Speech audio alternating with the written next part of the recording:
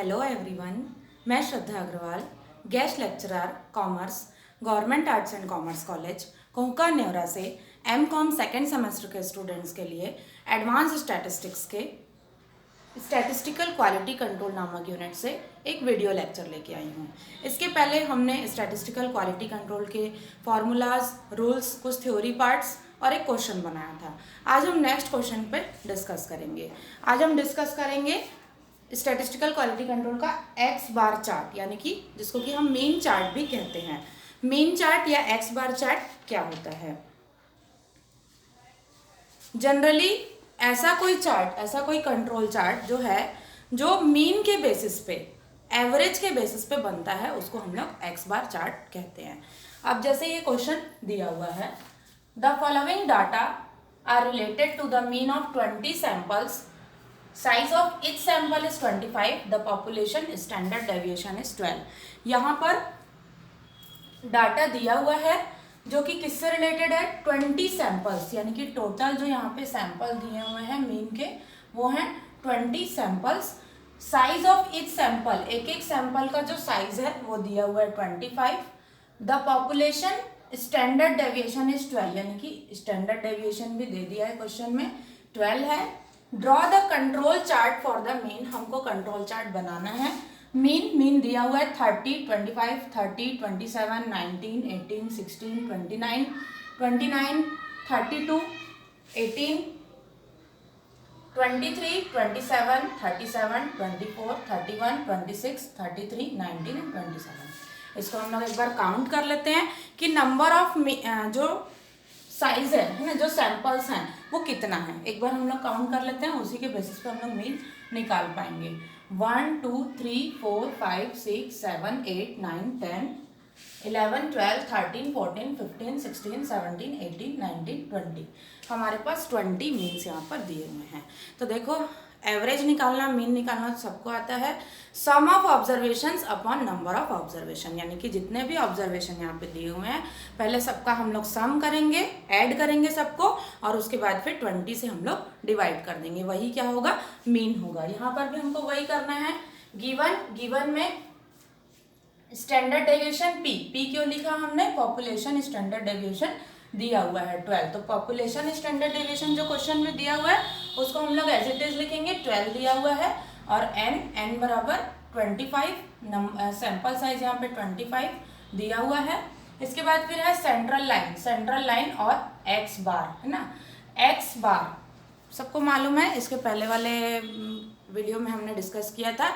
Central line किसको बोलते हैं? मीन को ही सेंट्रल लाइन बोलते हैं, एक्स बार। तो यहाँ पर मीन हम लोग को निकालना है, वही आएगा सिग्मा एक्स बार अपॉन के।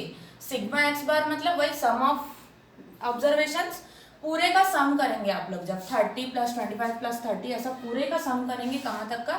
27 तक का, तो आप लोग को मिलेगा 520। और नंबर ऑफ ऑब्जर्वेशन अभी हमने काउंट किया, कितना है? 20। 520/20 किए तो ये क्या आ गया? 26 आ गया। अब ये आ गया हमारा सेंट्रल लाइन, यानी कि एक्स बार 26 आ गया। इसके बाद फिर हम लोग निकालेंगे स्टैंडर्ड डेविएशन एक्स बार।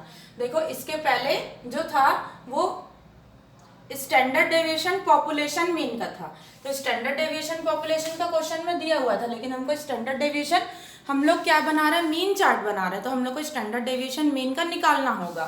कैसे निकालेंगे? Standard deviation X bar is equals to standard deviation P, ये जो दिया हुआ था population standard deviation, upon √n। n मतलब होगा नंबर ऑफ आइटम्स या सैंपल साइज। सैंपल साइज यहाँ पे दिया हुआ था 25, या n हमने गिवन में लिखा भी हुआ है 25। तो 12/√25 ये हो गया 12/5। 12/5 को सॉल्व करेंगे तो आ जाएगा 2.4। तो ये आ गया हमारा स्टैंडर्ड डेविएशन ऑफ मीन। ठीक है, पॉपुलेशन स्टैंडर्ड डेविएशन क्वेश्चन में दिया हुआ था और इसके बेसिस पे हम लोग निकाल लिए स्टैंडर्ड डेविएशन ऑफ मीन। अब हमको क्या करना है? ग्राफ में प्लॉट करने बोल रहा है, तो ग्राफ में प्लॉट करने के लिए हमको सबसे पहले LCL, UCL और CL तो हमने निकाल लिया है ना, सेंट्रल लाइन हमने निकाल लिया। LCL अपर कंट्रोल लिमिट और लोअर कंट्रोल लिमिट, ये दोनों हमको फाइंड आउट करना होगा। अपर कंट्रोल लिमिट का फॉर्मूला पहले भी हम पढ़ चुके हैं, वही फॉर्मूला पे हम लोग पुटअप करेंगे और सॉल्व कर देंगे। एक्स बार प्लस 3 स्टैंडर्ड डेविएशन एक्स बार हमने कितना निकाला 26, सेंट्रल लाइन कितना निकाले 26, तो 26 plus 3 into standard deviation. Standard deviation अभी मीन का कितना निकाले हम लोग 2.4, तो 26 प्लस 3 इंटू 2.4। बोर्ड मास का रूल क्या है, मल्टीप्लीकेशन पहले सॉल्व करना है, ये तो खैर बचपन से पढ़ते आ रहे हैं। BODMAS bracket of division multiplication addition and subtraction, तो एडिशन बाद में आएगा, मल्टीप्लीकेशन पहले आएगा, तो आप लोग यहाँ पे मल्टीप्लाई पहले करिएगा और उसके बाद फिर उसको 26 से ऐड कर दीजिए, तो ये हो जाएगा 33.2। इसके बाद फिर होगा LCL लोअर कंट्रोल लिमिट, तो ये होगा फॉर्मूला सेम है, बस जस्ट प्लस की जगह माइनस का साइन पुटअप हो जाएगा।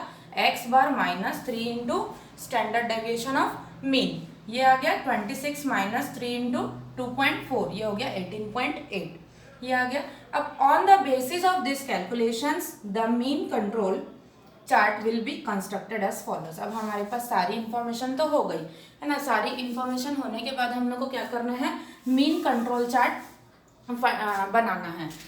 मीन कंट्रोल चार्ट बनाने के लिए हम लोग एक ग्राफ पेपर लेंगे। देखिए इसमें ना हमने प्लेन बोर्ड में बनाया है, तो थोड़ा बहुत लाइन ऊपर नीचे हुआ है, बट आप लोग ग्राफ पेपर में प्लॉट करेंगे तो ग्राफ पेपर में एकदम एग्जैक्ट ग्राफ बनेगा। इसके लिए आपको क्या करना है, सबसे पहले एक लंबी लाइन इस साइड खींचनी है, just same line opposite side खींचनी है, और एक नीचे लाइन खींचनी है।